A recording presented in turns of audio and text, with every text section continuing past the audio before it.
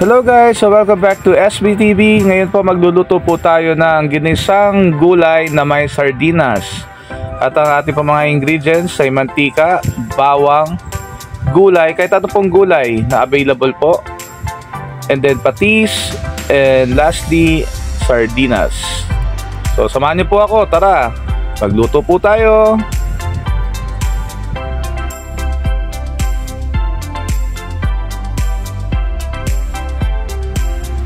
So nga po, magpainit po tayo ng kawali at lagyan po natin ng mantika.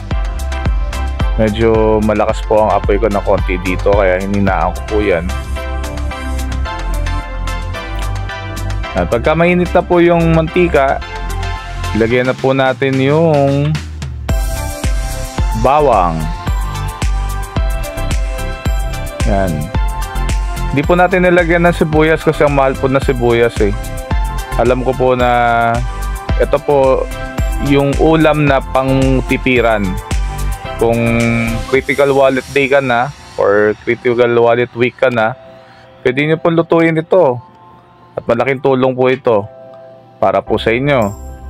At pagka po nag-brown na po yung or golden brown na po yung bawang, ilagay po natin ang gulay. Hindi ko po nilalagay sa dulo yung gulay. Kasi po, mas masarap po ang gulay pagka po ginisa. Yan, gigisahin lang po natin yung gulay hanggang sa medyo maglata siya ng konti. Alam nyo ba guys, maganda po na alam po natin yung mga ganitong style ng pagluluto kasi siyempre hindi naman po palagi na pera tayo at hindi rin naman po tayo talaga araw-araw nakakabili ng mga karne. Kaya kahit po budget po natin is less than 100 pesos, mabubusog na po tayo. Alam niyo po ba ang gulay, number 1 po na ginagawa niya po sa tiyan natin, binubusog niya po. Yan. At alam po natin mga Pinoy po ay malakas po kumain ng kanin. At alam niyo po pagka po tayo ay nagkakaedad na, medyo dapat bawas na tayo sa kanin. Bawas po tayo sa mga karne dahil po magkakasakit po tayo. At ngayon naman po, ilalagay po natin ang atin pong patis. Hindi po sponsored yan. Okay, lalagyan lang po natin ng konti yung gulay para po magkaroon po ng lasa. Yan, pampasarap. Tapos po, igigisa-gisa na naman po natin ang atin pong gulay. Yan, sige, gisa-gisa lang. Hanggang po makita natin na medyo luto na siya. Huwag naman po yung masyadong luto para po may nakakagat pa tayo. Yan. Ngayon po ilalagay na po natin pong sardinas.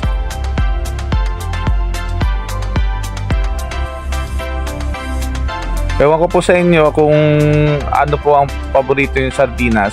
Hindi ko po alam pero ako po kasi Youngstown po yung lagi kong binibili kasi hindi po siya malangsa. Yan. So ilagay na po natin sardinas. 4 na piraso. Ang mahal na po na mga bilihin ngayon, no, mga kap. Kaya ito, maganda po na alam po natin ito. Wala na ng sibuyas yan, bawang lang. Pero pagka matikman nyo po ito, napakasarap po talaga. Lagi ko po ito niluluto eh. Hindi po tayo pumipili ng gulay dito kung ano lang po yung gulay na available po sa inyo. Mahalaga po na yung mga karne natin kahit isda yan, or baboy, or baka, kahit anong karne, lagyan po natin ng gulay dahil po napakasustansya po ng gulay at madali pong magpabusog. Yan, gisa-gisa lang po natin. Tapos po lalagyan na po natin yan ng tubig. Yan. Ginamit ko rin po yung lata ng sardinas. Yan. Ganyan na para masimot yung loob po ng sardinas. Tapos po, lalagyan po natin ng star margarine. Meron pa po ako natirang star margarine eh. para po magkaroon po ng kakaibang lasa. Yan. Simot-simot lang. Kaysa nakatambak dyan sa kusina nyo, di ba? Gamitin nyo na. Lagyan nyo sa kinakain ninyo or sa niluluto ninyo. Okay. So mga kap, halo-halo lang. Mekos-mekos lang. Yan. Pagka po natunaw na yan, medyo okay na yan. Tapos po, papakuluin lang natin ng saglit. Pagka po kumulo na yan, pwede na po natin tikman. At ito po, optional lang po ito. Lalagyan ko po ng vinegar.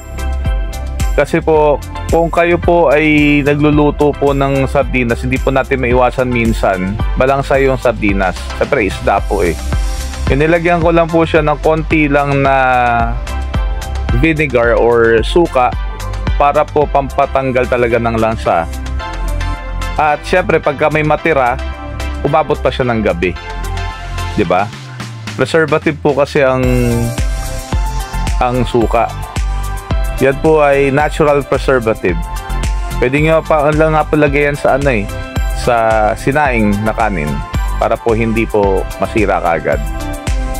Okay, halo-halo lang. At malapit na po itong maluto. 'Di ba? Maganda po tignan, no? Kaysa igigisa mo lang yung sardinas, bili po kayo ng isang supot na gulay diyan sa talipapa or sa palengke, or kung meron kayong mga kakilala na tindahan nagtitinda po ng gulay. Yan, tinikman ko po, medyo matabang po, kaya lalagyan pa po natin ng konti pang patis. Hindi po ako gumamit dito ng MSG or nung betchin. Patis lang po ginamit ko. Yan. Patis lang po yan. Tapos po lalagyan po natin ulit. Yan, mga siguro kayo na lang magtansya. Ako tansyahan lang din eh kung gaano ka alat. Mas maganda po kasi kung magluluto po tayo, pakonti-konti muna yung panimpla.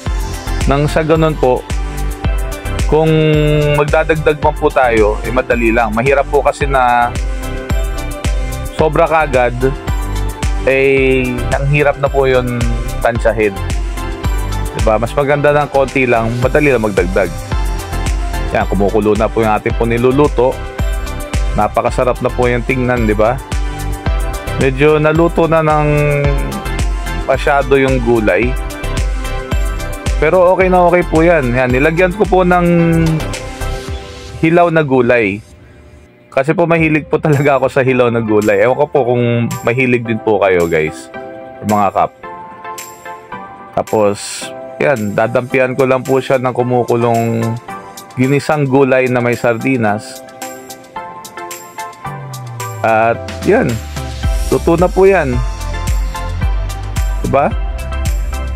Wala pa pong 100 pesos, may ulam na po kayo.